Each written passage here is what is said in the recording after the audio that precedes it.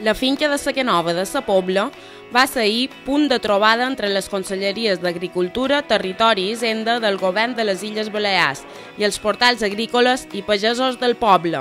Una reunió en la qual es signà un document redactat per l'Ajuntament per crear un pla estratègic per l'agricultura a 10 anys vista.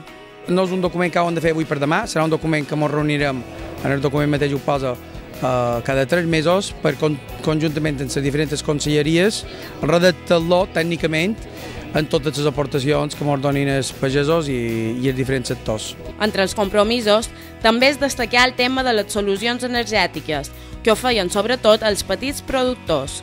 Hi ha moltes opcions i possibilitats de combinar una explotació agrària amb una instal·lació tant fotovoltaica com eòlica com d'altres. Les opcions hi són, falta la voluntat, programar com s'ha de fer, que una cosa no sigui obstacle de l'altra, però hi caben totes dos. Millorar la indústria agroalimentària amb tècniques modernes i potenciar el posicionament en el mercat són fonamentals per tenir un producte local de qualitat.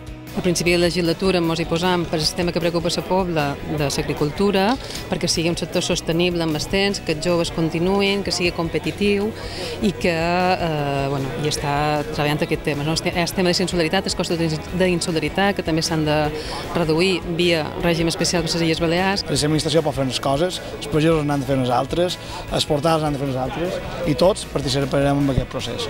I començam ara, perquè no és una feina fàcil. Els reptes energètics, els reptes d'insolidaritat, els reptes de fer un producte de qualitat, els reptes de comercialitzar-los en el mercat interior, en el mercat exterior, els reptes de diversificar i sobretot que el sector agrícola sigui sostenible. La Pobla és història agrària, però ha de ser futur agrari per les Illes Balears. Es preveu que les diferents parts es reuneixin cada 3 mesos per poder tenir el pla a mitjans de 2016.